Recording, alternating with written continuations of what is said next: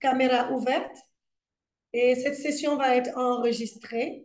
Et donc, nous considérons que vous donnez votre accord en étant présent à ce que cette session soit enregistrée. On vous demandera de fermer votre micro. Je n'ai créé dans les années 1970, on choisit des noms liés à la tradition. À population, le poisson signe le symbole de la vie, a donné le nom des cieux à l'équipe. Il y avait les Rupberger et le Oubli Sport avec il y a le premier roi de Ouagadougou. L'équipe de Ouagadougou a pris le nom.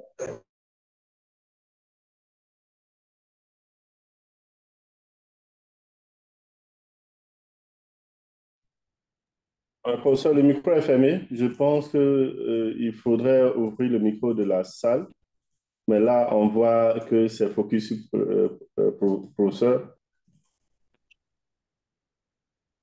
Voilà, on a besoin. Les micros sont fermés.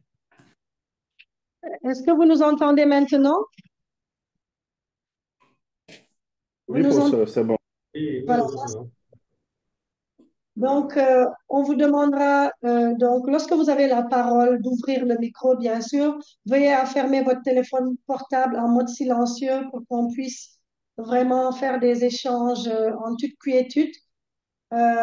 Idéalement, d'avoir un bon débit Internet. Et si vous voulez poser la question, vous pouvez juste lever la main comme ceci ou en tout cas, lever la main via la plateforme. Diapositive, c'est là.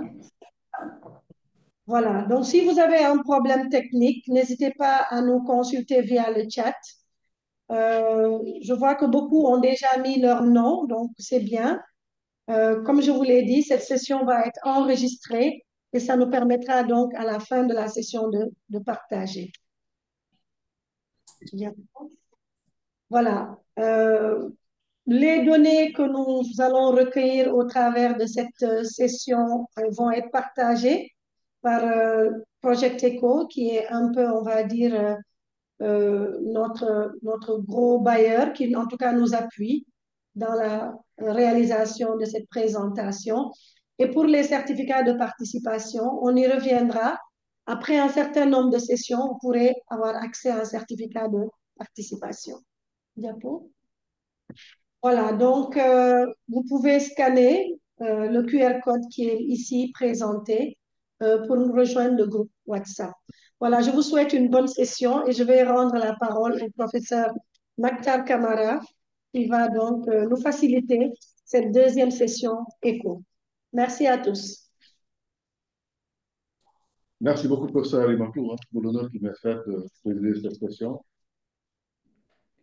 Donc, nous allons pas plus tarder donner la parole à M. Ibrahim Ndao. Diao, excusez-moi, pour présenter le cas. M. Diao, vous avez maximum 10 minutes pour nous présenter le cas d'aujourd'hui.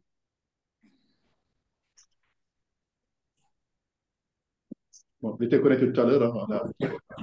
Et vous avez la parole, M. Diao.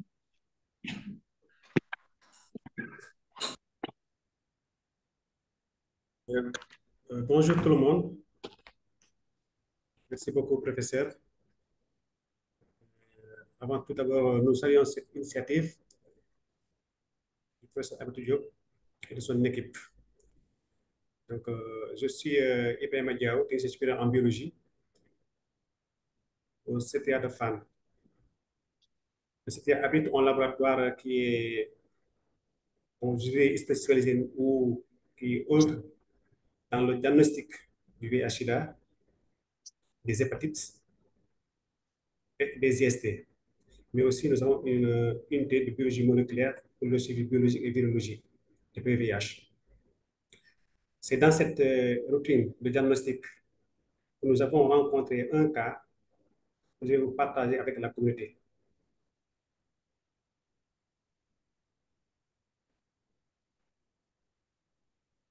Professeur, mais je ne peux pas partager mon écran. Vous avez partagé votre écran pour présenter le cas à la communauté.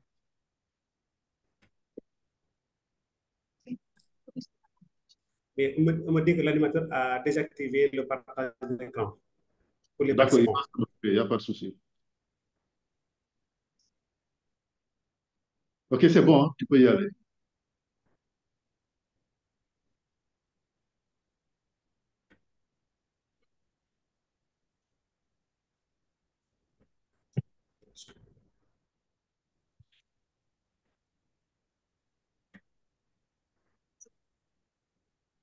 Ibrahim, Oui, je partage, oui. oui, allez-y. Voilà, c'est parfait. Tu peux C'est y parti, aller. hein. Donc, on est ici le sujet de notre deuxième cas et une discordance de test rapide de diagnostic au VIH.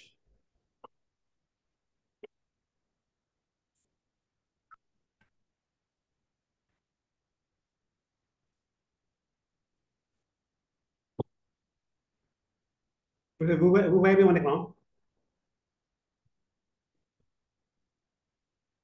Professeur? Allez-y, on va avoir l'écran, c'est parfaitement. OK, d'accord. C'est la gestion de la discordance entre les tests de diagnostic rapide. En fait, dans le système SMQ, c'est la phase concernée, c'est la phase analytique. Et pour les procédures analytiques, on a coché vérification des méthodes, assurance qualité des tests et gestion des risques. On va en discuter. Donc, le type d'échantillon, c'est un soin total qu'on a reçu. Type d'analyse demandée, chirurgie rétrovirale. La date de réception, c'est le 23 avril 2024. Nœud du préleveur, c'est MD. Et le nœud du prescripteur, c'était un cas de voyage demandé par l'ambassade de Russie. Le site, c'est le CTA même. Et le paiement est reçu le même jour au laboratoire. Description du cas. Donc, il s'agit d'un jeune homme de 29 ans qui s'est présenté dans notre structure à la date du 23 avril 2024 pour un dépistage du VIH dans le cadre d'un voyage. Après entretien avec l'assistant social et l'acheminement de l'échantillon au laboratoire, les tests ont été effectués par le technicien selon l'algorithme national et le résultat est le suivant.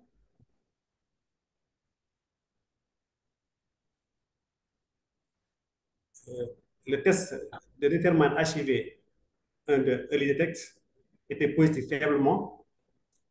On est passé au SD Bioline et négatif.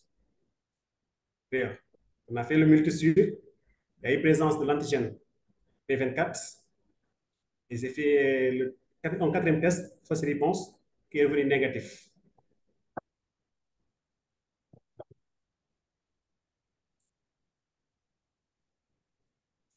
Maintenant, les actions entreprises pour ce cas-là, le responsable labo a immédiatement informé le service social du cas et a ordonné qu'on fasse un deuxième prélèvement.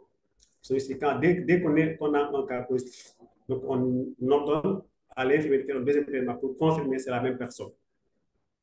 Donc, après technique, sur ce prélèvement, le résultat est le même. C'est-à-dire qu'on a déterminé positif faiblement, bioline négatif, mais sur en 24. Le laboratoire de référence a été contacté pour avis et a recommandé de convoquer le client dans 15 jours. Le service social informe le client de la situation et lui donne rendez-vous dans 2 semaines.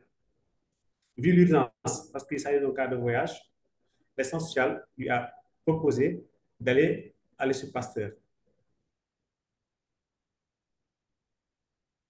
Maintenant, les difficultés rencontrées et les résolutions de ce cas, on avait l'impossibilité de confirmer si le client est infecté par le VIH. C'est déjà, on a le déterminant qui est positif faiblement, le bioline qui est négatif et le multisur positif P24. On avait aussi l'impossibilité de lui rendre un résultat au client qui devait voyager, il devait déposer son visa dans la semaine, mais vu l'impossibilité, on ne peut pas lui rendre un résultat, donc il ne pouvait pas déposer. Et ça lui a causé un traumatisme psychologique de ne pas pouvoir compléter son dossier de voyage. Maintenant, les raisons de soumission de ce cas-là. Personnellement, je souhaite ce cas-là pour en discuter de la conduite à tenir dans de pareilles circonstances.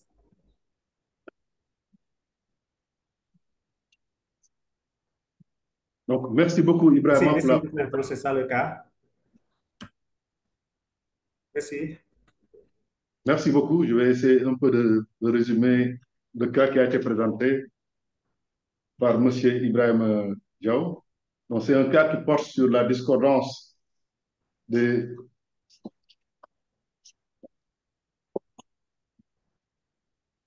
Donc, Ibrahim, on peut arrêter de présenter.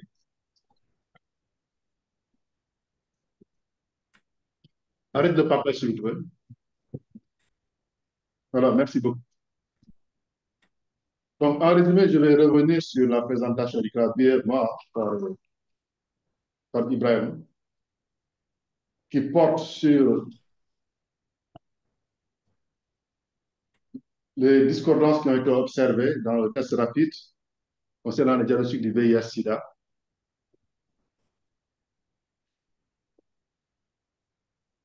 Donc, ce cas porte sur la phase analytique du diagnostic. C'était un prélèvement de sang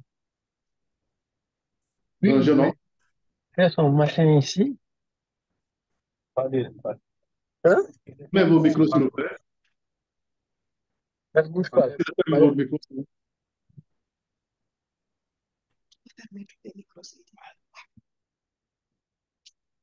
Voilà, nous allons continuer. Donc, le cas porte sur la phase analytique concernant les tests rapides qui sont utilisés en se basant sur l'algorithme national de dépistage du sida. Donc, c'est un jeune homme qui avait besoin de résultats sur son statut VIH en raison de voyage en Russie.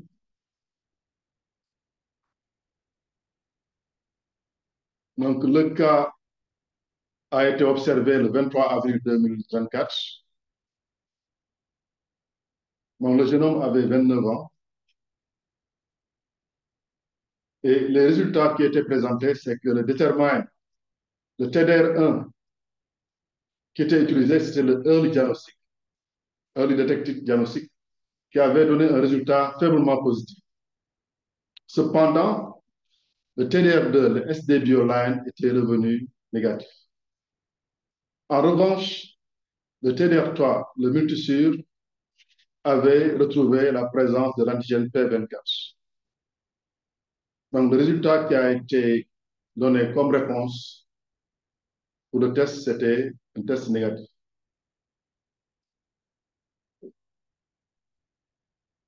Donc, voilà en résumé les résultats du test. Des actions ont été entreprises par le laboratoire. Un deuxième prélèvement a été fait. Ils ont retrouvé exactement les mêmes résultats.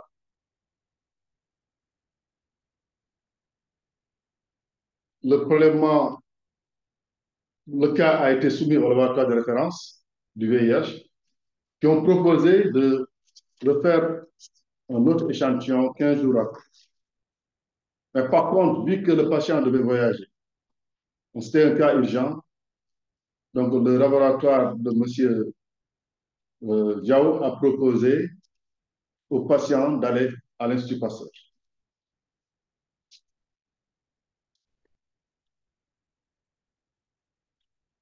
Donc, le problème, c'est que maintenant, on n'a aucune idée sur le statut sérologique du patient. Je pense qu'ils n'ont pas eu de feedback par rapport aux résultats des tests qui ont été effectués à l'Institut Pasteur. On n'a aucune idée sur les tests qui ont été effectués à Pasteur.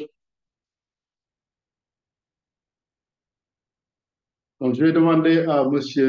Diaw, est-ce que j'ai bien résumé le cas qui a été présenté? Oui, bonjour, professeur. C'est juste ça. Hein. Mais le deuxième prélèvement n'a pas été acheminé. Le deuxième prélèvement, on l'a fait sur place aussi. Pour juste confirmer, c'est la même personne. D'accord, merci beaucoup pour les précisions. Quand on appelle Ibrahima, ça vient s'asseoir. Donc, juste s'assurer que c'est la bonne personne. D'accord, maintenant, on va demander à la communauté s'ils ont des questions de clarification concernant le cas. Donc, la parole est à qui veut la prendre. Vous pouvez lever la main. et activer votre caméra, s'il vous plaît. Voilà, je vois aussi Ndiaye qui a levé la main. Ousseynou, vous avez la parole. Bonjour, professeur. Je remercie Diao pour nous avoir exposé ce cas, pour l'appeler un cas d'école qui est intéressant et qui peut arriver à différents laboratoires selon la spécificité des tests qui ont été présentés. Donc, j'ai constaté durant sa présentation que le Determine Early Detect était positif. Le multisure également était positif avec l'antigène P24. Et on a également noté que le SD Bioline est négatif et le first response est également négatif. Donc, ce qui m'interpelle directement, c'est que le Determine Early Detect, sa spécificité, c'est qu'on a ajouté l'antigène P24 et le multisure également, c'est l'antigène P24 qui est sorti. Donc, et ces deux types d'antigènes ne sont pas présents au niveau de SD Bioline ni au niveau de first response. Donc, moi, ce que je pense plutôt, ce serait un cas de séroconversion. Donc, parce que c'est les antigènes P24 qui apparaissent avant les autres marqueurs. Donc, on est typiquement dans le cas, bon, pour moi en tout cas, d'une séroconversion. C'est pourquoi on a eu des discordances de résultats. Bon, je ne sais pas, après, durant l'exposé du professeur, il a dit que un résultat a été rendu négatif. Bon, je ne sais pas si effectivement c'est ce que j'ai entendu, mais je pense que ce serait plutôt pour Diao un cas de discordance et que, comme ils ont également bien recommandé, pour moi, l'idée, c'est d'attendre 2 à 3 semaines pour que les autres marqueurs puissent se prononcer clairement. Donc, je pense que la meilleure conduite, c'est d'attendre les autres marqueurs. Mais bon, je pense que c'est l'évolution normale avec la spécificité de chaque type de test qui a été utilisé. C'est 4 tests qui ont été utilisés, qui étaient vraiment avec des principes qui étaient différents, des marqueurs et des marqueurs antigènes et anticorps également qui étaient différents. Pour ces commentaires, mais je pense qu'on n'est pas pour le moment à l'heure consacrée aux recommandations. Je pense que la question, c'est surtout, est-ce que vous avez des problèmes de clarification concernant le cas qui a été proposé? Oui, c'est plutôt par rapport au... Pas clair concernant l'exposé du cas. Oui, j'ai remarqué que vous avez dit qu'un résultat négatif a été rendu, alors que dans l'exposé de Diao, je pense qu'il avait dit que c'est une discordance. Est-ce que c'est le laboratoire de référence qui avait dit que c'est une discordance et on attend 2 semaines, ou bien Diao à son niveau a rendu ou bien un résultat négatif, ou bien il a dit que c'était un résultat qui était discordant? Merci. Merci beaucoup pour les commentaires et la question. Donc, je pense que dans l'exposé, donc Diao a dit qu'ils ont donné un premier résultat négatif.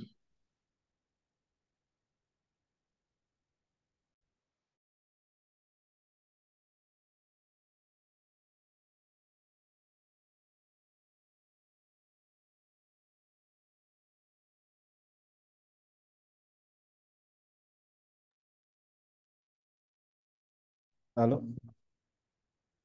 Prof, je pense qu'on ne vous entend plus, hein? Allô? Alors, je vais renvoyer la question à Ibrahim Diao pour une clarification. Je pense également à l'expert là, il va prendre bonne note et peut-être va revenir là-dessus. Je prends note ou bien je réponds automatiquement. Je pense que vous pouvez répondre au fur et à mesure. Hein. Voilà, vous pouvez répondre oui. Ok, Directement.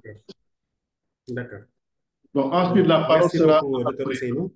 Abdou Bari. Abdou Bari se prépare pour les questions de questions. Allez-y, Diao. Merci beaucoup, Dr. Ousseynou. Merci beaucoup pour la question. Voilà, en fait, le résultat n'a pas été rendu. On n'a pas rendu de résultat.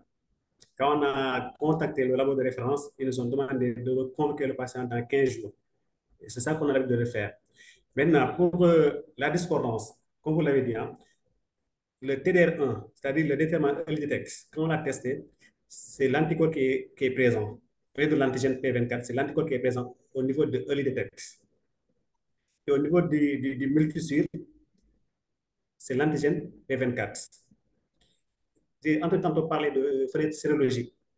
Donc, je crois que là, si l'anticorps est présent au niveau de E-lytic, je crois que ça déjà exclut une séroconversion. Parce que déjà, il y a les anticorps qui sont là.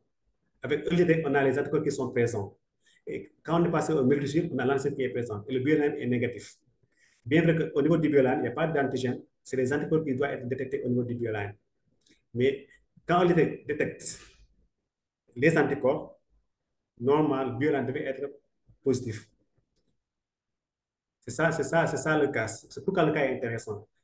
Au niveau du détermine E-lytic, c'est les anticorps qui sont apparus. Et au niveau du bioline, c'est négatif. C'est ce qui m'a poussé à faire le multisure.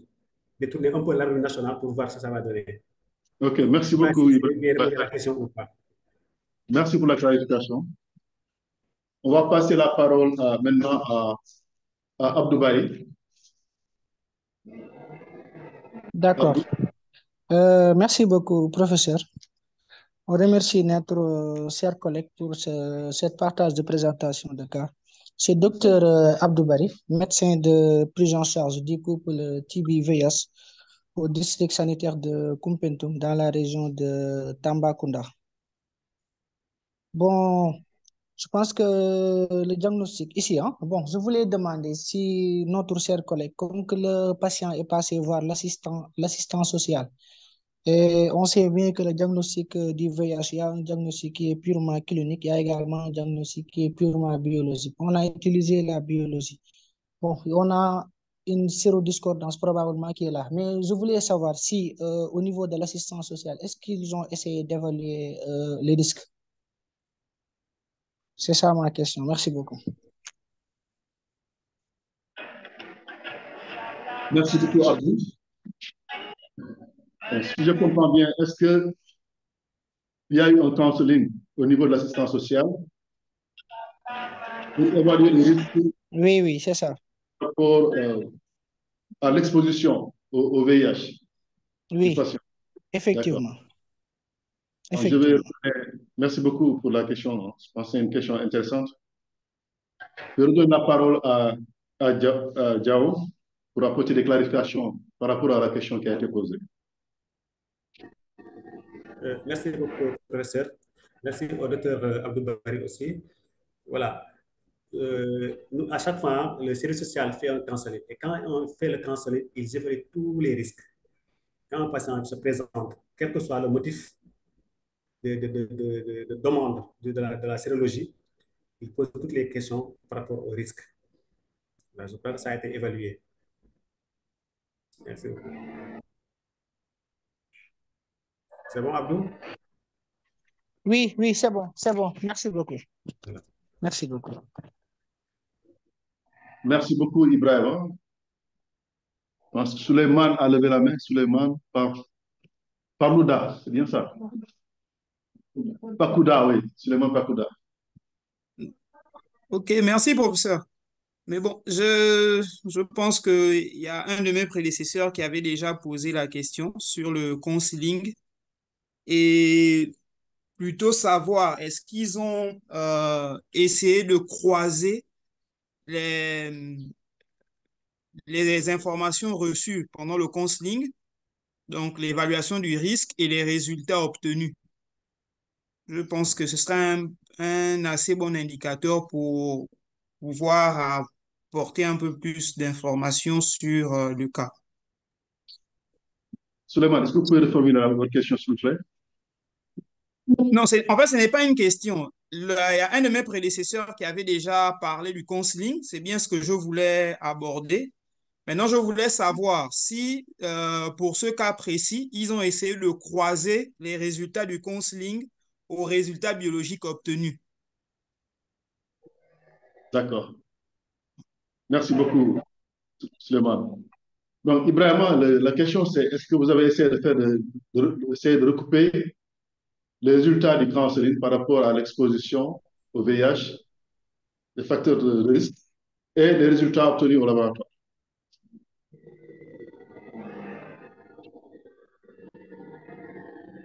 Ibrahim? Oui, merci beaucoup, professeur, et merci aussi à... Oui,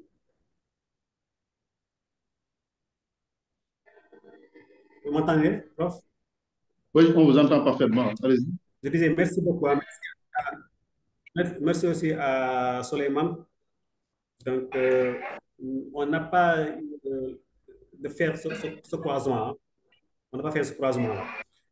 On vu que des fois, même au niveau du counseling, même si les gens prennent un risque, ils le nient. Une fois que c'est positif, après, on creuse, il voit que voilà, c'était un risque ou bien c'est pas un risque. Mais on n'a pas essayé de faire le croisement entre le résultat qu'on a obtenu et voilà, le risque ou bien le questionnaire qui a été élaboré par l'éducation sociale. Merci. D'accord, merci bien. Gaïsiri, vous avez la parole. Bonjour, professeur. C'est Gansiri Cherfal, technicien biologiste au centre de santé de Bignona. Moi, j'ai juste une question par rapport à la présentation du cas. Et je félicite Diao pour cette belle présentation et professeur Alimatou par rapport à ses initiatives de partage.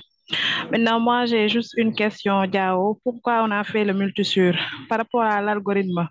Pourquoi par rapport à ce cas, on n'a pas respecté l'algorithme de dépistage du VIH? Voilà, pourquoi on est passé au test de multisure alors que le BioLine est déjà négatif? Merci beaucoup.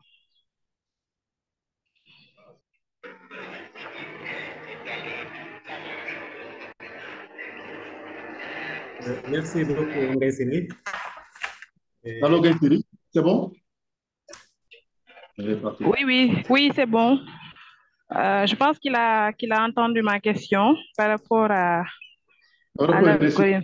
Problème de connexion. Vous pouvez reprendre, s'il vous plaît. Ah, d'accord. J'ai demandé pourquoi on est passé au multisure alors que l'algorithme, quand c'est par rapport à l'algorithme, si le test BioLine est négatif, c'est pas la conduite à tenir. Donc, c'est pourquoi j'ai demandé la question. Au Sénégal, il y a un algorithme à suivre. Donc, je pense que si on avait suivi l'algorithme de dépistage, peut-être qu'il n'y aurait pas ces problèmes. Mais bon, je demande pourquoi ils sont passés au multisure et par rapport à l'algorithme. Merci. Merci beaucoup, Gaël, pour cette question très pertinente qui concerne l'algorithme national. Donc, Ibrahim, vous avez bien entendu la question? Si, j'ai bien entendu. On ne peut pas respecter l'algorithme national par rapport au dépistage du VIH. Merci beaucoup, professeur Ngaïsiri de Bignona. Voilà. Comme elle a dit, normalement, selon l'algorithme national, si le TDR1, c'est-à-dire le détermine, est positif, on passe au SDBioline. Si c'est négatif, l'algorithme dit de refaire le test sur le même prélèvement avec les deux tests aussi. Si on a le même résultat, BioLine négatif, on rend négatif. Mais si nous, on utilise un premier test qui détecte à la fois l'antigène P24 et l'anticorps P24. Mais dans notre cas, c'est l'anticorps P24 qui est apparu. Donc, ça déjà, pour moi, ça exclut une séroconversion. Si c'est l'antigène qui était apparu, là, je peux comprendre une séroconversion. Convoquer le patient dans 14 jours pour refaire le test. Mais quand j'ai eu l'anticorps au niveau du premier TDR, j'ai fait le deuxième TDR, c'était négatif. Donc, j'étais obligé, je me suis pas passé au troisième test pour voir ce que ça va donner. Et quand j'ai fait le multisure, ça m'a donné un P24, antigène P24. Donc, pour dire juste que si c'était l'antigène qui était apparu au premier test, c'est-à-dire le détermine, je passe au BioLine. Le BioLine est négatif. Donc là, je refais et je rends le négatif, mais je reconforte dans 14 jours. Mais là, quand dès que l'anticorps apparaît, dès le premier test, je me dis qu'au deuxième test, normalement, ça doit être positif parce que le deuxième test détecte les anticorps, c'est-à-dire le BioLine, SD-BioLine. C'est ce qui m'a poussé à faire le multisure pour avoir juste, voilà, une idée que ça va donner. Et c'est pourquoi le cas est intéressant pour moi. Personnellement, c'est ce qui m'a poussé à faire le multisure. Merci. Merci beaucoup, Ibrahim, pour la clarification. On va donner maintenant la parole à l'expert et lui demander s'il y a des questions. Merci beaucoup, cher maître, professeur Kamara, chef de service et le responsable du laboratoire de référence, notre maître, professeur Alimatou. Nous sommes fiers toujours d'assister dans ces séances dans ses activités.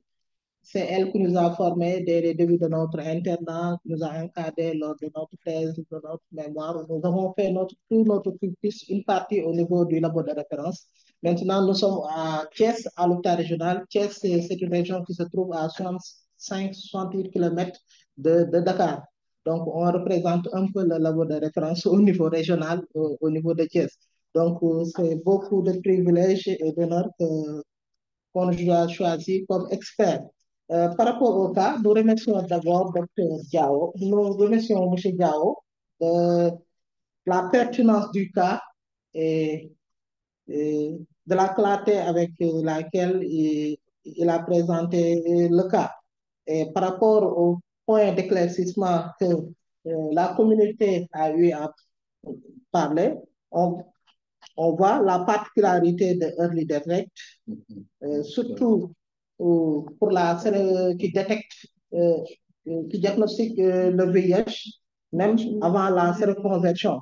Donc, qu'il a en commun avec le multisur, qu'ils ont utilisé en premier test au niveau du TDR1. Nous avons vu aussi que Diao a interpellé le labo de référence qui avait recommandé d'attendre 15 jours pour faire un autre prélèvement suivant l'algorithme. Nous avons vu aussi que le counseling a été fait un peu pour évaluer les risques, mais n'a pas servi pour l'interprétation des résultats. Nous avons vu aussi que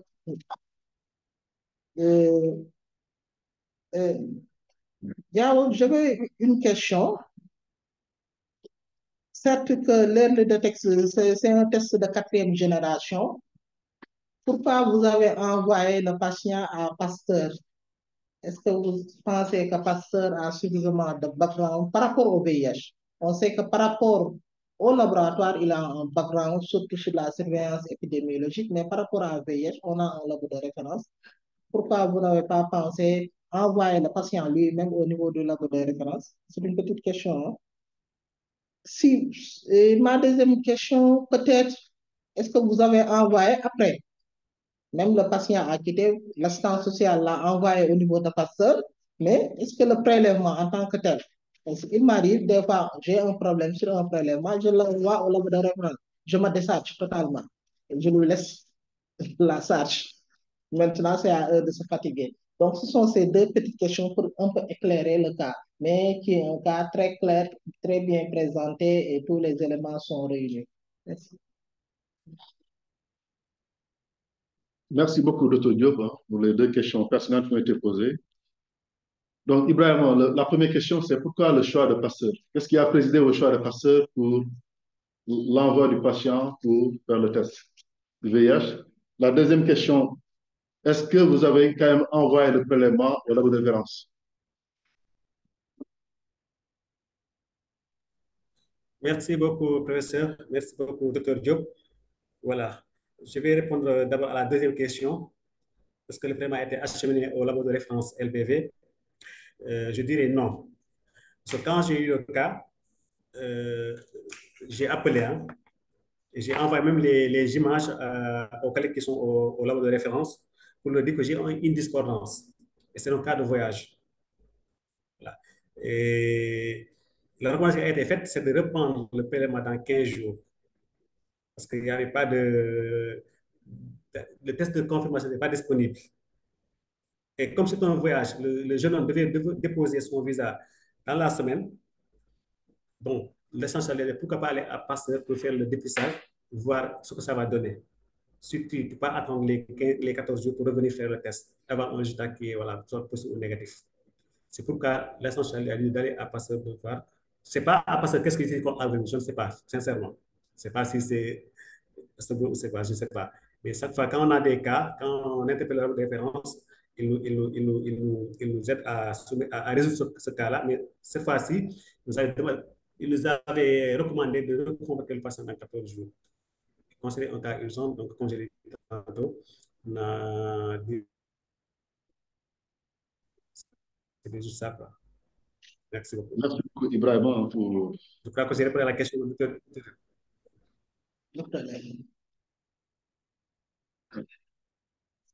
Allô, Ibrahim, pour le prélèvement? Non, j'ai dit que le paiement n'a pas été acheminé. C'est ça que j'ai dit. J'ai répondu à cette question. J'ai dit que quand on a eu le cas, on a appelé le labo de référence. Et j'ai même envoyé les images aussi par WhatsApp pour lui dire que j'ai un cas de discordance et c'est un voyage. Donc, ce qui a été recommandé, c'est de reconvoquer le patient dans les 14 jours. D'accord, merci bien. En tout cas, on vous remercie. Et le Early Detect, c'est un test de quatrième génération qui détecte, on va le voir dans notre présentation, les antigènes P24 et les anticorps totaux. Mais des anticorps totaux aussi de faible quantité, donc la sensibilité est beaucoup plus élevée que le determine classique qu'on utilise, qu'on utilise en routine dans l'algorithme. Donc, nous vous remercions. Donc, ce n'est pas le moment de faire des recommandations. D'accord, merci beaucoup, Dr. Diop. Donc, maintenant, nous allons demander à la communauté de proposer des recommandations pour prévenir de pareils problèmes dans la prise en charge diagnostique de pareils cas. La communauté, la question est, qu'est-ce que vous proposez pour prévenir ce genre de comportement vis-à-vis d'une telle situation? Je ne sais pas également si le CNLS ou la DRIC sont également connectés. Je pense qu'ils sont également interpellés par rapport aux algorithmes, à l'algorithme qui a été utilisé. Parce qu'il n'y a pas eu de respect strict de l'algorithme national par rapport à ce cas-là.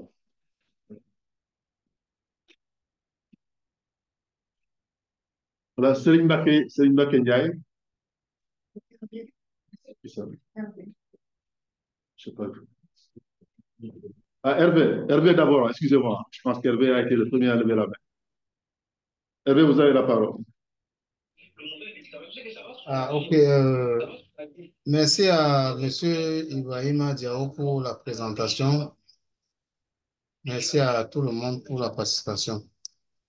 Pour ça, je voudrais revenir un peu sur les tests de HIV déjà utilisés. Caleb, attention. Au niveau du Sénégal, Arrêtez le traitement sur un malade. je pense que... Vous pouvez fermer au micro, ceux qui n'ont pas l'usage pour le parler. Fatimata Diallo, s'il vous plaît, vous pouvez fermer votre micro.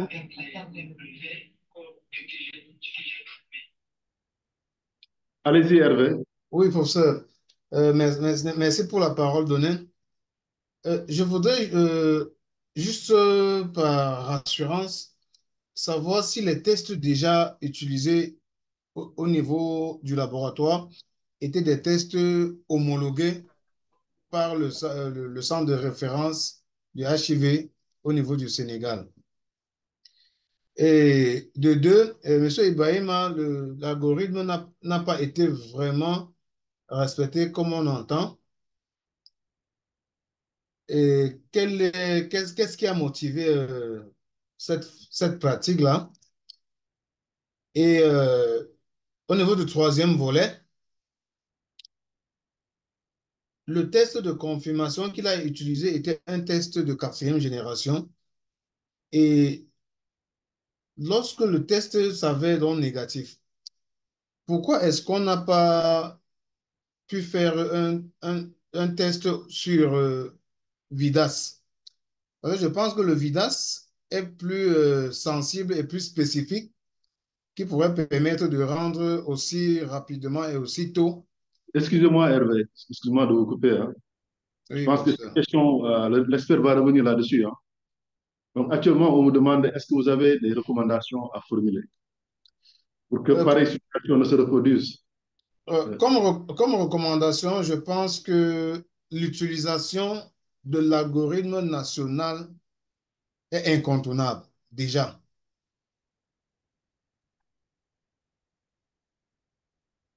D'accord.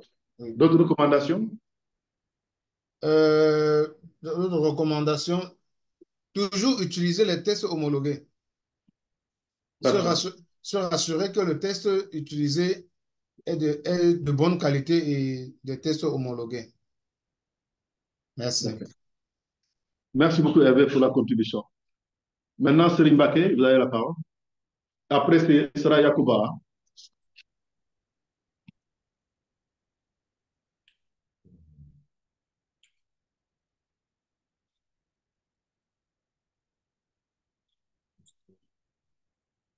Bonjour. Je ne sais pas si ma vidéo est affichée. Je ne sais pas si ma vidéo est affichée et que le son, ça va. Oui, on vous voit. Voilà. Donc, bonjour, je suis Serigne Mbacké Ndiaye, je suis au laboratoire de la gendarmerie nationale. Je remercie les initiateurs de cette discussion. Je salue le docteur Oumar Diop aussi, qui a été mon premier chef de service dans le domaine de la biologie. Et on remercie aussi notre chef de service, le commandant Sow, qui nous a mis au courant de ce groupe. Donc, ma question, en fait, je n'ai pas compris par rapport à Diao, parce que je pense qu'il a dit qu'il a rendu le résultat négatif et a convoqué le patient pour qu'il puisse revenir 15 jours après. Alors que sur l'algorithme, on a dit qu'il faut rendre un résultat non concluant et puis reconvoquer le patient. Parce qu'avec un résultat négatif, le patient va voyager, il ne reviendra pas. Donc, comme c'est ça ma question, donc est-ce qu'il a rendu négatif au lieu de non concluant? Ou bien il a... Donc, Serigne Mbacké, je pense que, comme je l'ai dit tout à l'heure, je pense que l'expert va revenir là-dessus, sur toutes les questions qui ont été posées et qui prennent en compte également la question de ta préoccupation. Donc, c'est vraiment l'occasion de proposer des recommandations. Donc, c'est là où on vous attend actuellement. Ah, ok, je pensais que... Ok, donc comme recommandation, peut-être, dans ce genre de cas, pour la recommandation que j'ai, parce que par rapport à ces gens de voyageurs, en fait, le plus souvent, ils te pressent pour le résultat. Ils vous pressent carrément. Je pense que c'est pour ça même qu'il l'a envoyé dans un autre laboratoire. Et je pense que comme recommandation, comme l'a dit le Dr Diop, c'est de se référer au laboratoire de référence. Donc, je laisse aux instigateurs de ce groupe de... Donc, vous recommandez de ne plus céder aux pressions des clients. Exactement. Et de respecter vraiment l'algorithme à rigueur. Exactement. Donc, ça, voilà. Ok, merci beaucoup. Merci. Yacouba, ensuite sera Momar Seck. Yacouba. Bonjour tout le monde, j'espère que vous m'entendez. Allô, bonjour. Vous m'entendez? Allô? Yacouba, on vous voit. On vous entend également. Ok, il n'y a pas de problème. Moi, je suis M. Sawadogo Yacouba, je suis biologiste médical au niveau du centre hospitalier universitaire Sourou Sarnou de Bobo Dioulasso, au Burkina Faso. Comme recommandation, c'est comme ce que mes prédécesseurs avaient dit, c'est vraiment le respect de l'algorithme. Parce que là, on n'aurait pas dû peut-être gaspiller un coût, gaspiller un truc. En parlant de discordance, moi je pense que là, il faut respecter scrupuleusement l'algorithme. Le déterminant, il est positif. Si le deuxième test est négatif, c'est peut-être de reprendre et de donner 2 semaines ou d'autres donnent 3 semaines en fonction de l'algorithme national qui a été utilisé. Parce que là, en continuant, ça amène d'autres choses et ça peut même un peu brouiller les diagnostics. Donc, comme recommandation, c'est vraiment le respect de l'algorithme, le respect strict et vraiment rigoureux de l'algorithme. Voilà. D'autant plus que les déterminants même donnent beaucoup souvent de tests de faux, souvent de faux positifs. C'est vraiment de respecter l'algorithme. Ok, merci Yacouba. Momar Seck, après ce sera Abdou Bari. Docteur Seck, vous avez la parole. Bonjour, professeur. Bonjour. Bonjour tout le monde et merci beaucoup, cher maître. Merci beaucoup également au professeur Alimatou pour l'initiative et merci aux présentateurs. Pour moi, j'avais peut-être quelques questions. Est-ce que vous m'entendez? On vous entend parfaitement, docteur Momar. Oui, ce cas est intéressant, ça devait nous pousser à réfléchir sur beaucoup de choses. Yacouba, excusez-moi, docteur Momar Seck. Yacouba, vous pouvez fermer votre micro, s'il vous plaît?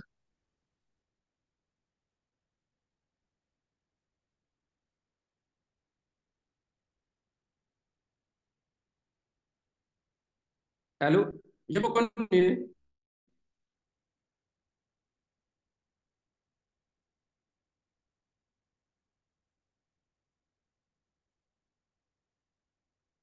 Allô? Alors, allez-y, excusez-nous. Hein. Ok, merci beaucoup, prof. D'abord, je vais déjà poser une question au présentateur. Puisque ça s'est arrivé, il n'a pas respecté l'algorithme et cette discordance est apparue. Est-ce qu'ils sont revenus également pour contrôler leurs tests SD Bioline? Parce que si les tests ne sont pas bien conservés, ils peuvent être altérés. Je pense que ce serait intéressant également de contrôler leur lot de tests qu'ils ont utilisés. Ça, c'est la L'autre aspect, formule, n'est-ce pas? C'est de contrôler les lots. oui, le lot qu'ils ont utilisé. Est-ce que, même si le lot est valide, est-ce que la boîte qu'ils ont entamée, est-ce que les conditions de conservation également sont idéales?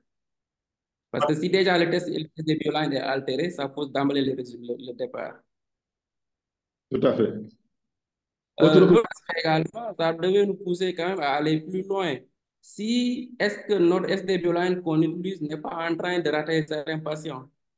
Parce que si on se cantonne sur l'algorithme, bien vrai que ça a été validé, mais que le SD Bioline rate des tests, on risque déjà de retarder les patients dans le diagnostic. Il faut leur dire de revenir après dans 14 jours. Maintenant, c'est le moment de poser le débat.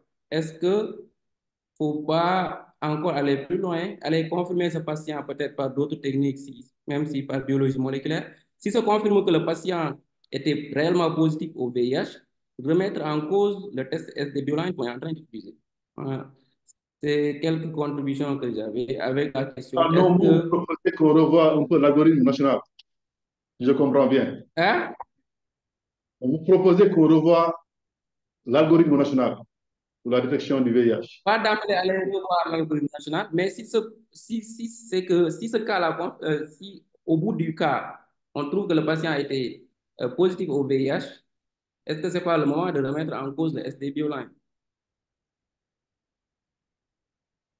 D'accord, merci beaucoup. Merci.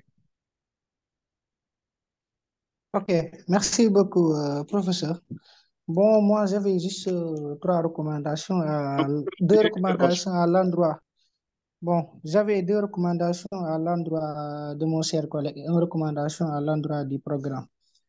Bon, comme première recommandation, hein, je pense que mes prédécesseurs en ont déjà revenu, c'était de respecter les normes et les protocoles de diagnostic du VIH sur le plan biologique. Mais sur ce cas, bon, comme recommandation également, comme deuxième recommandation, de revoir le circuit du diagnostic. Je pense que dans ce cas, c'est un patient qui nous a été orienté pour une confirmation. Maintenant, le patient est déjà passé voir l'assistant social. Et l'assistant social a déjà réalisé le pré-test. Et le patient est allé voir le laborantin directement. Le laborantin a pu faire le bilan. Il s'est retrouvé avec un cas de discordance. Je pense que dans ce cas de figure, le patient devrait retourner chez le médecin de prise en charge, si c'est possible. Parce que c'est le médecin de prise en charge qui va essayer d'évaluer les risques. Je pense que si le risque est élevé, il y a une chose à faire. Si le risque est faible également, il y a une chose à faire. Je pense que dans mon lieu de travail, j'ai eu à rencontrer ce cas de figure. Mais comme ce que j'avais fait, j'ai envoyé le patient vers l'hôpital régional de Kaolack. Mais avant ça, j'avais évalué le risque. Je me suis retrouvé avec un risque qui était élevé. Bon, j'avais juste démarré le traitement et lui donné rendez-vous pour un mois.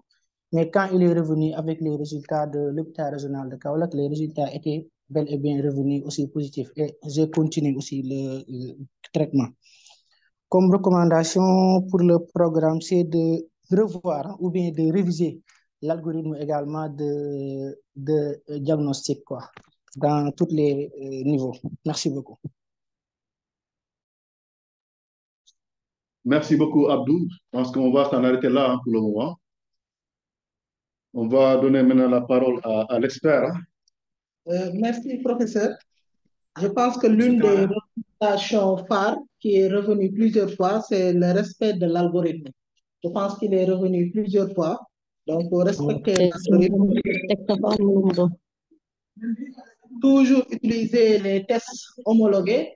Je vais parler des tests validés parce que les tests sont validés au niveau national par le laboratoire de référence.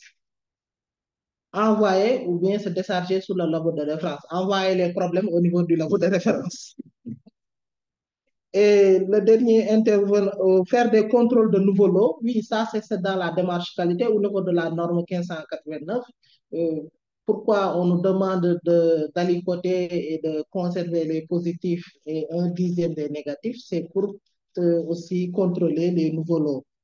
Il y a quelqu'un qui a dit d'améliorer le circuit, mais je dirais plutôt la communication entre cliniciens et biologistes, surtout. Et en fait, je pense qu'avant de réviser l'algorithme, il faudra évaluer. Donc, c'est l'évaluation de l'algorithme avant de faire. Donc, je pense qu'il y a des recommandations fortes qui sont sorties, monsieur le facilitateur, cher maître, qui nous permet de circonscrire bien notre cas.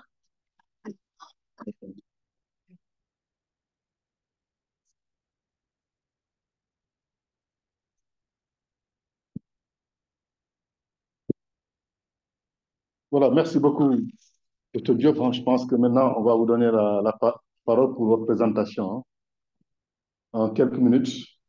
Oui, professeur Pour Camara. revenir sur les bonnes pratiques. Oui. J'ai pas une minute. Oui, allez-y. Voilà, parce que donc, j'ai écouté quelques-uns à travers des recommandations, soit disant qu'il faut respecter la loi nationale. D'accord, je suis d'accord. Et aussi, comme le Dr. Sek a dit, est-ce qu'on fait des contrôles de l'eau ou de kits? Pour lui dire que j'ai fait des contrôles, hein. Chaque lot est contrôlé. Je prends les centres qui sont positifs connus et négatifs connus pour contrôler. Et chaque boîte aussi, je le contrôle. Non seulement le lot, mais je contrôle la boîte aussi.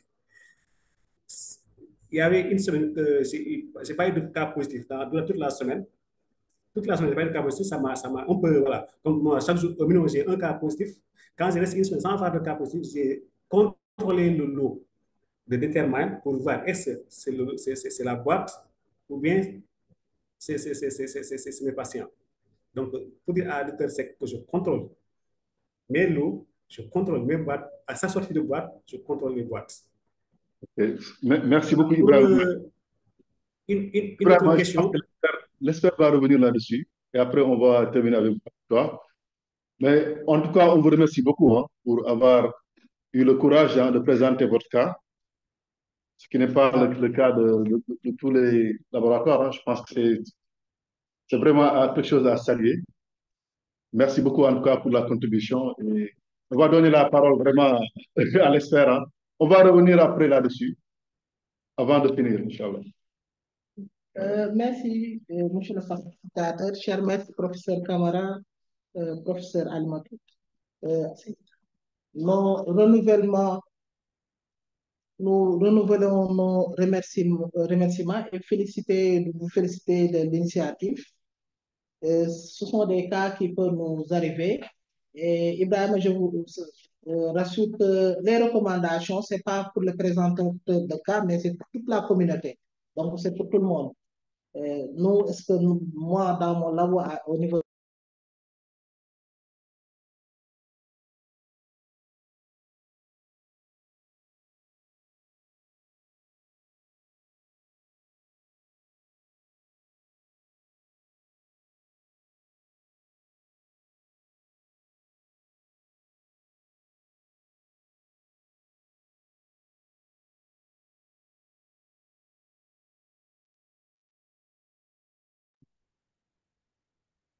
c'est un rappel sur le diagnostic de l'infection à VIH.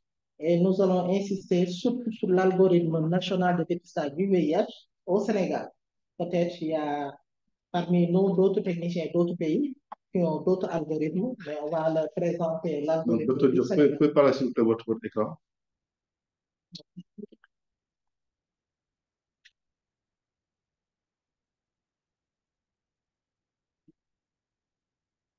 Votre diaporama, s'il vous plaît.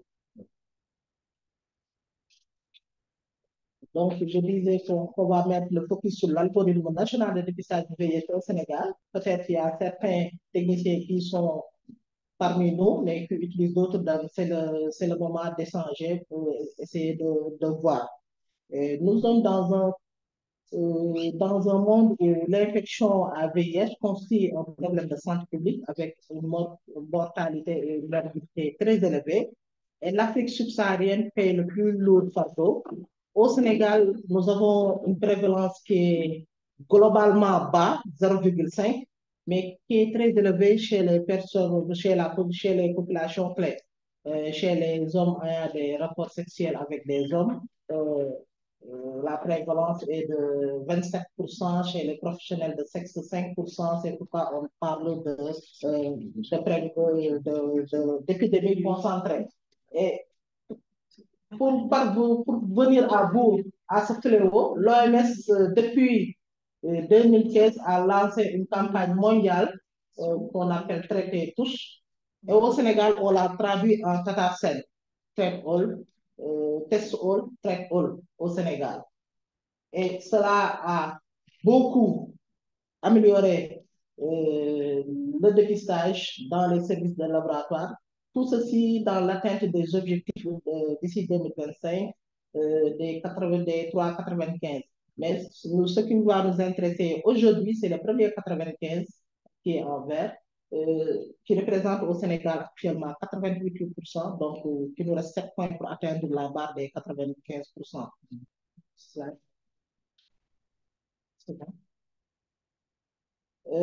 Et ce diagnostic se base sur la recherche, comme on l'a vu tout à l'heure avec le cas, sur la recherche ou la détection des anticorps anti-VIH1 et anti-VIH2. Et dans les dernières générations de tests, l'antigène P24. En illustration, nous avons l'ultrastructure moléculaire du VIH. Avec le VIH1, on a la présence des protéines d'enveloppe, les glucoprotéines 41 et les glucoprotéines 20. Et au niveau du VIH2, il y a les glycoprotéines 36 qui sont déterminants. Et au Sénégal, l'OMS recommande d'utiliser 3 tests dans les pays à faible prévalence pour réduire les faux positifs. C'est pourquoi au Sénégal, notre algorithme comprend 3 tests. Parce que la prévalence est faible, comme je l'ai dit tout à l'heure, nous sommes à 0,5. Mais ces tests-là, comme stratégie, ce sont des tests rapides. Bon, je ne sors pas demain de bonne heure, mais je veux que tu demandes à Nourdine s'il peut regarder Alpha, la fermeture. Alpha, vous pouvez fermer votre micro? Je disais que ces tests sont préqualifiés OMS et sont validés national. Ce sont les 2 conditions pour qu'on puisse s'approvisionner pour le pays de ces tests. C'est ainsi, les tests seront organisés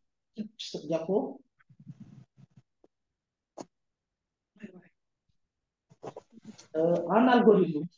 Et la stratégie, d'abord, un peu à droite, vous allez voir l'encadré, d'utiliser 3 tests, TDR1, TDR2, TDR3.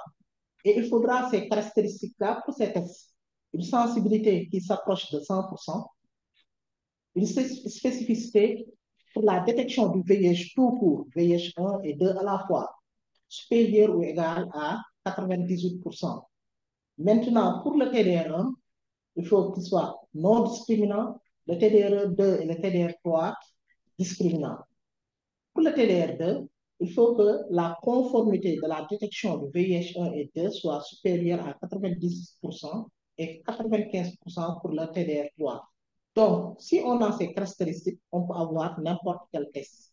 Le nom du test, ce n'est pas important, mais ce sont les caractéristiques qui sont importantes. C'est ainsi, dans l'algorithme, nous avons une cascade de tests à faire selon si c'est positif ou c'est négatif. Maintenant, si on fait pour un patient, on fait TDR1, quand c'est non réactif, on déclare négatif parce que le test est assez sensible, proche de 100%. Maintenant, si le TDR1 est positif, on poursuit avec un autre test, c'est le TDR2. Maintenant, si le TDR2 est positif, c'est-à-dire TDR1 et TDR2 positifs, avec le même prélèvement, on va faire TDR3. Maintenant, Si on fait TDR1 positif, on a TDR2 au milieu. On refait, parce qu'on a une discordance, on refait les deux tests sur le même prélèvement. Maintenant, si on a les deux qui sont positifs, on avance sur le TDR3. Maintenant, si par hasard, quand on a refait les deux tests, TDR1 et TDR2 est négatif, à droite, en bas, ou bien TDR1 positif et TDR2 négatif, selon l'algorithme retiré qu'on a puisé sur le guide pour la prise en charge de l'infection par le VIH au Sénégal, qui est édité en 2019, il faut s'en arrêter là et rendre négatif. Donc, TDR1 positif, TDR2 négatif. Une deuxième fois, il faut rendre négatif. Maintenant, après avoir fait un multisure, c'est-à-dire TDR1 positif, TDR2 positif, si les trois sont positifs, réactifs, on va dire positif. Parce que à ce stade, c'est pendant l'interprétation qu'on dit positif et négatif. Donc, on dit positif. Maintenant, si TDR1 est positif, TDR2 positif, TDR3 négatif, on dit que le résultat n'est pas concluant. Il faut rappeler le patient et faire un autre prélèvement. C'est sur ce prélèvement-là pour un peu faire passer la séroconversion, une possibilité de séroconversion. Il y a un cas très spécifique chez les coquelets. Chez les coquelets, comme la prévalence, je vais dire que l'OMS recommande des pays à faible prévalence de faire 3 tests, mais chez les coquelets, on sait que la prévalence est élevée, on peut s'arrêter sur les 2 tests. Slide. J'ai mis ici hors laboratoire parce que nous sommes aussi des fois interpellés. On nous envoie des femmes enceintes qui ont passé par la maternité, ou bien des poches de sang, ou bien les médiateurs nous envoient au laboratoire souvent des tests ou bien des échantillons dont ils ont un résultat. À leur niveau, ils utilisent des tests qui sont une sensibilité de 100%, une spécificité supérieure à 90 fois. Mais une fois au laboratoire, on refait l'algorithme au début, non au niveau du labo. Mais eux, quand leur test est non réactif, ils rendent négatif. Mais quand leur test est positif, ils envoient au niveau du laboratoire, soit ils envoient le prélèvement ou bien envoient le patient au niveau du laboratoire. Nous, on va recommencer l'algorithme qui est propre au laboratoire. Donc, ceci étant dit, donc, on a le circuit de diagnostic du VIH au niveau du laboratoire. Notre élément d'entrée ici, c'est la prescription ou le conseil, c'est-à-dire la demande d'analyse. Et le premier élément à faire, c'est de prélever. Si c'est fait en dehors du laboratoire, transport, conservation, parce que la finalité peut impacter sur les résultats en respectant les délais et les conditions de conservation. Une fois au niveau du laboratoire, on va faire un traitement parce qu'au niveau du labo, on a tendance à travailler sur le sérum ou le plasma et suivre notre algorithme. Pour le moment, qui sont les 3 tests. Et l'élément de sortie ici, le livrable, ce sont les résultats qui seront fournis. Maintenant, ces tests qui sont utilisés, Diapo, les tests qui sont utilisés en TDR1, comme on l'a dit tout à l'heure, c'est un test non discriminant. Au Sénégal, actuellement, on utilise le Determine. Le Determine, c'est un test de deuxième génération qui détecte, troisième génération, qui détecte les anticorps totaux. Il s'arrête là. Donc, c'est un test qui est très sensible, mais qui peut donner aussi des fois des faux positifs. En dehors du Determine, comme on l'a dit, les caractéristiques, c'est une sensibilité de 100%, une spécificité supérieure à 98%, on y ajoute non discriminant. Donc, tous les tests qui réussissent peuvent être à un jour utilisés par le réseau des laboratoires au niveau du Sénégal. On peut utiliser le OneFo, même actuellement, je pense que c'est en validation. On a voulu le lancer, il y a eu quelques soucis, et donc on est en train je pense que le laboratoire de référence est en train de le valider. Il y a aussi le HIV Early Detect comme on l'a utilisé dans notre cas, mais qui est un test de 4e génération, donc beaucoup plus sensible. Et il y a certains laboratoires aussi qui utilisent l'ELISA. L'ELISA marche aussi comme 4e génération. Certains labos qui ont une cadence beaucoup plus élevée. Au niveau du TDR2, comme on l'avait dit, c'est la conformité VIH1 et 2 qui est supérieure à 90%.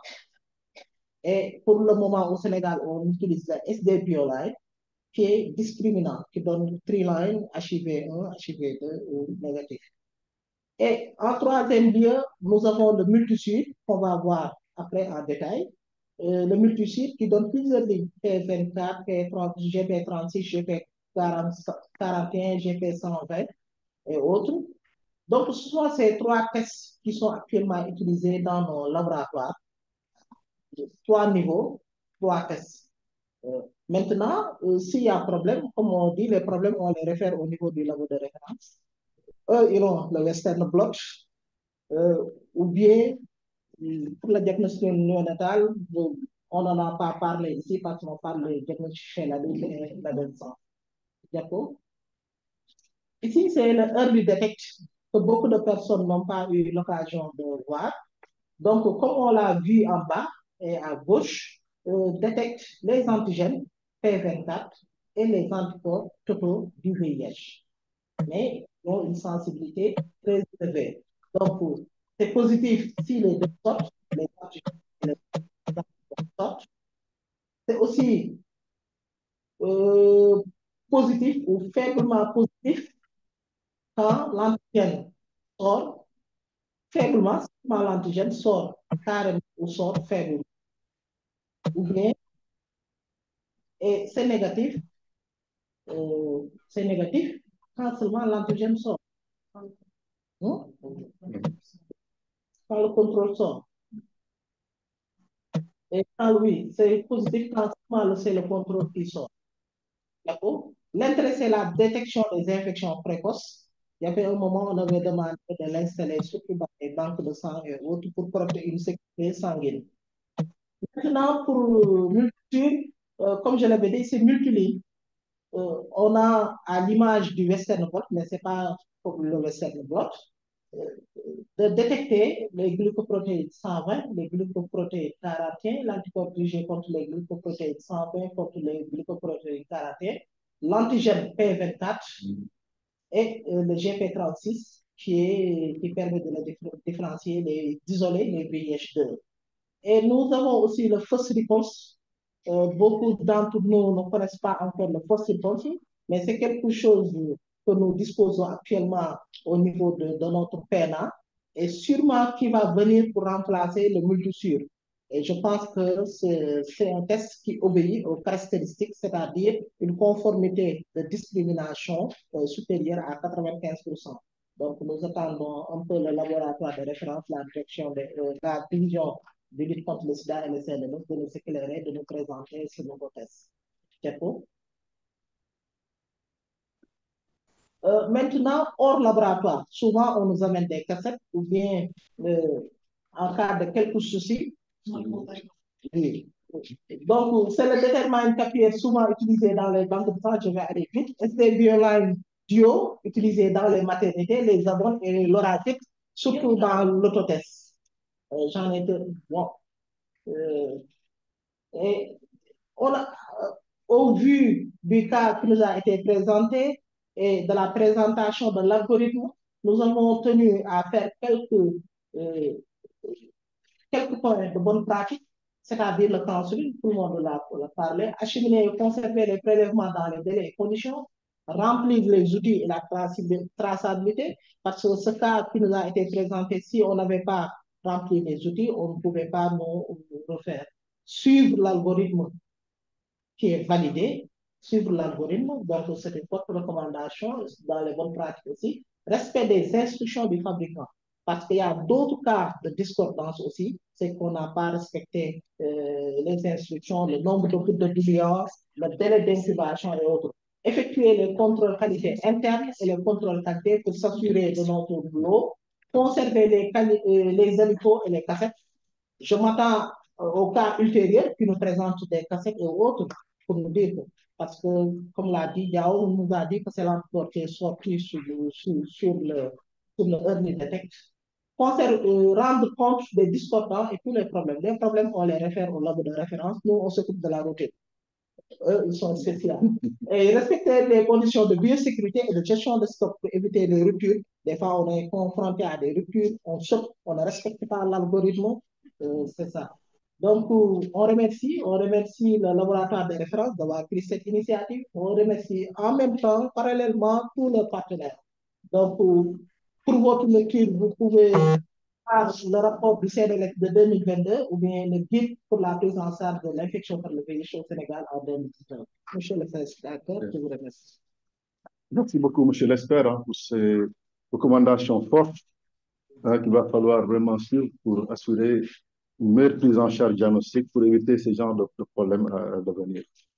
Vraiment, c'est l'occasion de vous remercier pour votre disponibilité. Remercier également le présentateur de cas, M. Ibrahim Diaw, pour vraiment...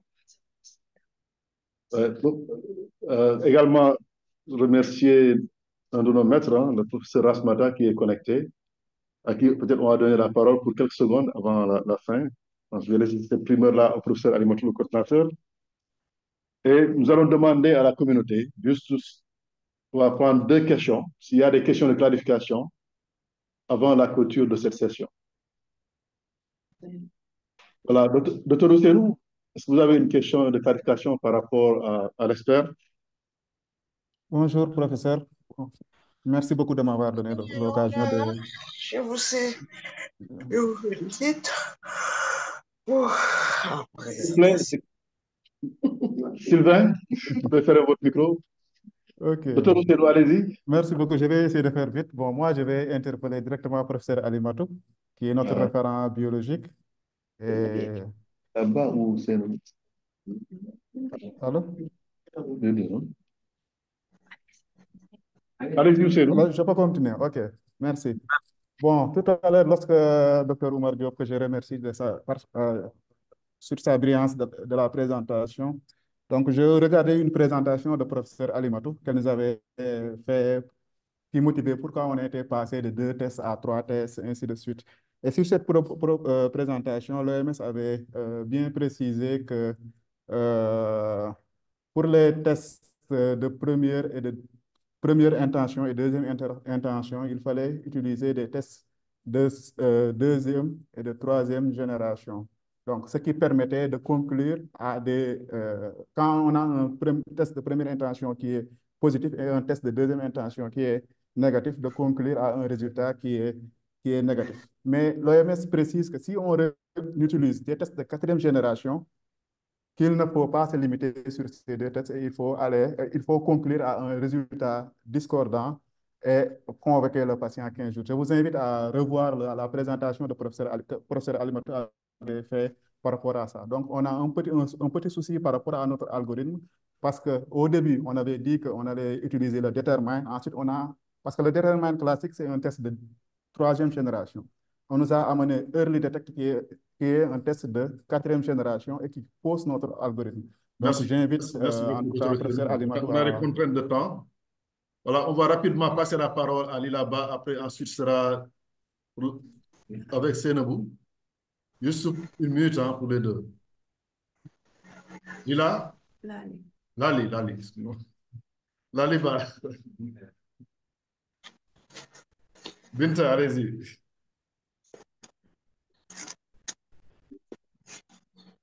Docteur Sénabou? Oui, merci beaucoup, professeur. Je suis désolée, je suis en déplacement, donc excusez du bruit.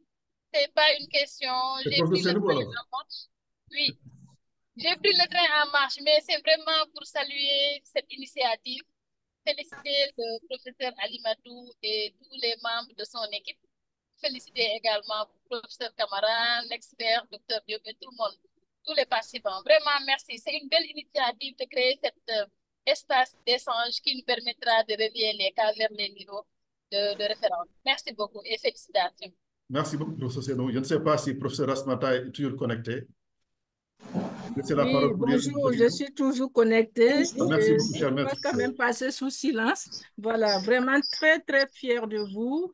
Très, très contente de cette belle initiative qui offre un cadre donc d'échange.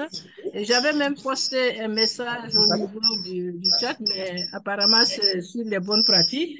Mais dans tous les cas, Alimatou et toute son équipe, camarades, je réitère tous mes remerciements, toutes mes félicitations. Vous avez vu que j'ai vite réagi en inscrivant même des gens sans demander leur avis. Et je disais qu'au terme donc des échanges, que ça soit quand même clair quelle est la conclusion que le technicien seul dans son labo, qu'est-ce qu'il doit prendre, s'il doit respecter les algorithmes. J'ai bien écouté les échanges et je pense qu'il y a la nécessité que vous coordonnez ensemble pour pouvoir parler le même langage. Merci beaucoup. Merci et bonne continuation. Allez. Merci beaucoup, professeur Rasmata, cher maître. C'est vraiment un honneur pour nous. Est-ce que, Binta Lali, vous pouvez fermer votre micro, s'il vous plaît? Merci beaucoup. Donc, nous sommes très fiers. Nous essayons de continuer et de perpétuer l'enseignement que nous avons reçu de nos maîtres. Et je voudrais vraiment inviter tous les biologistes qui sont aujourd'hui connectés, qu'ils sachent qu'ils peuvent tous être des experts pour nos échanges. Inviter également tous nos collègues, nos collaborateurs qui auront des cas vraiment à ne pas hésiter à les présenter. Donc, peut-être je vais redonner la parole très rapidement au professeur Camara, mais je voudrais vraiment qu'on applaudisse Ibrahima Diao, voilà, vraiment pour nous avoir proposé ce cas qui a permis de beaucoup discuter. C'est vrai que nous avons quelques soucis, Dr Ousseynou l'a dit. Il y a eu de nouveaux tests qui sont apparus au Sénégal sans qu'ils soient dans l'algorithme, donc peut-être que nos collègues sont un peu perdus. C'est vrai que le laboratoire est interpellé, mais également la DLSI. On va y revenir, mais nous sommes...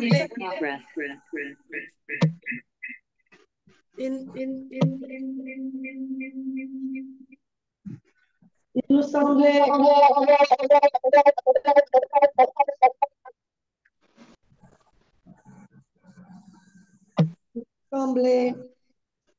important de partager ce cas et de discuter avec l'ensemble de la communauté. Donc, professeur Camara, merci d'avoir pris de votre temps pour faciliter cette session. Malgré vos nombreuses occupations, nous espérons vous revoir très bientôt ici pour faciliter cette session. Merci à tous. Nous avons eu plus d'une centaine de collègues connectés. Professeur Camara, à vous la parole, le mot de la fin. Ok, merci beaucoup, professeur Almatou, vraiment pour cette excellente initiative qui permet vraiment de régler pas mal de problèmes dans le domaine du diagnostic, notamment de la prise en charge du VIH dans nos contextes. Le pays a ressources très limitées. Donc, je pense que c'est également l'occasion d'inviter la DLSI, de voir avec le laboratoire de référence VIH comment essayer d'harmoniser les algorithmes qui sont actuellement utilisés, parce qu'il y a certains laboratoires qui sont un peu en avance sur d'autres par rapport à l'algorithme. Donc, je pense que ce serait bien de pouvoir harmoniser l'algorithme qui va être adopté prochainement pour vraiment éviter ce genre de problème dans la prise en charge diagnostique. Et encore remercier une fois M. Ibrahima Diawa pour la présentation du cas, et nous invitons vraiment les autres membres de la communauté à présenter les cas qui vont servir d'exemple également pour permettre vraiment d'assurer une bonne prise en charge diagnostique, parce que c'est des cas très intéressants qui peuvent arriver à tous les laboratoires. Je pense que c'est l'occasion vraiment de partager ces expériences-là. Remercier également l'expert, vraiment des recommandations concernant les bonnes pratiques de laboratoire.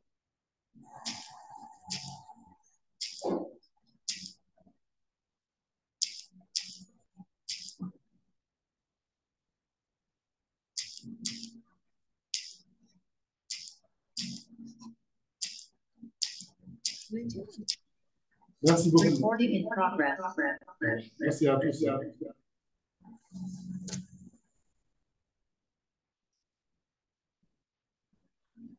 Et dans 15 jours pour une autre session éco-labo bonne pratique. Au revoir. Allez. Merci beaucoup à tous.